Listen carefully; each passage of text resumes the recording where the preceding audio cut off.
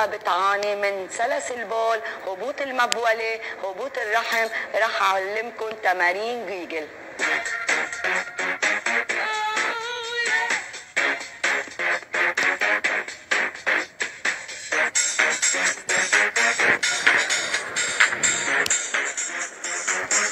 حنبلش بأول تمرين. رح نرفع الحوض عنا. اللي أنا بدي أشتغله هلأ ما بدي يكون عم بشتغل لا على المؤخرة ولا على شد عضلات البطن. حأرفع بهيدي المستوى، حشد عضلات الرحم، حرخي بهيدي الطريقة، حأطلع، حأنزل. هون برخي، هون برجع بشد لفوق، برخي، برجع، بنزل، برجع. اكيد هيدا التكرار رح ينعاد 3 مرات. اذا كنتي مبتدئة فيك تعمليه 20 مرة 30 مرة.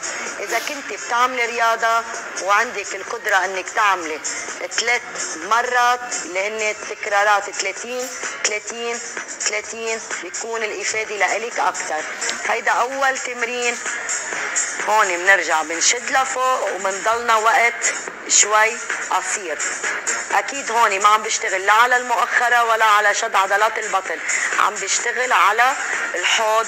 خلصنا التمرين الاول، رح نبلش بالتمرين الثاني.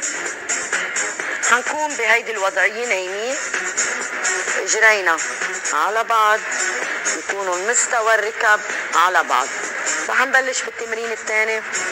رح نفتح الاجر وناخدها لورا، رح نرجع نطبقها كمان، نرجع نفتح الاجر ناخدها لورا، حنرجع نطبقها.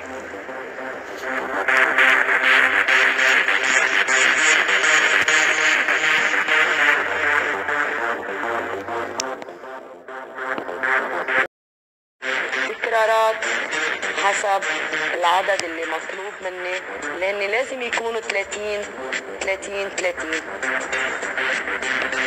راح اوقف هون بهيدي الطريقة، حعد 20 مرة. كمبتدئة ما بعمل رياضة بلشت بهيدا التمرين وبرجع طبق اجري. هيدا التمرين الثاني بيكون هيك خلصنا. حنبلش بهيدي الطريقة.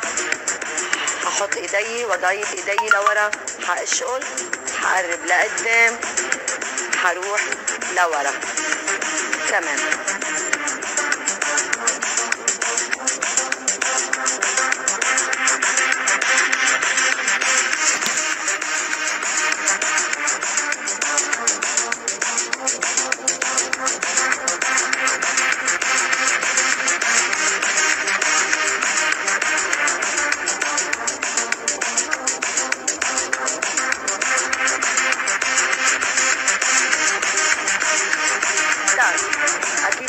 كمان بكون انا عامله تكرار 20 مرة او 30 مرة، وهون بوقف بعد 10 مرات وبرجع بنزل.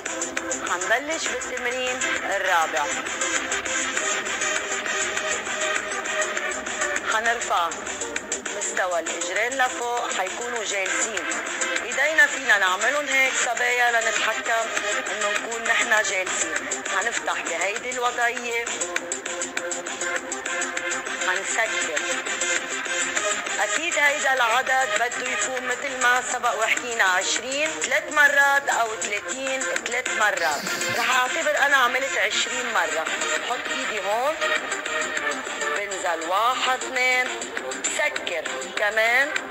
حنعملها 10 مرات، بنسكر. خلصنا تمريننا، خلينا نبلش بالتمرين اللي بعده. حركتنا الأخيرة لليوم مميزة، هي تمرينين بتمرين واحد. حنبلش صبايا. أكيد رح يكونوا كتافنا مستوى وسع إجرينا. رح ننزل بهيدي الطريقة، رح نسكر، رح نفتح ونطلع. نرجع للتمرين اللي نحن قلنا دبل رح يكون. ننزل، منسكر، نفتح، نطلع، منروح، منرخي، نطلع، نرجع منرخي هون، نطلع بنسكر.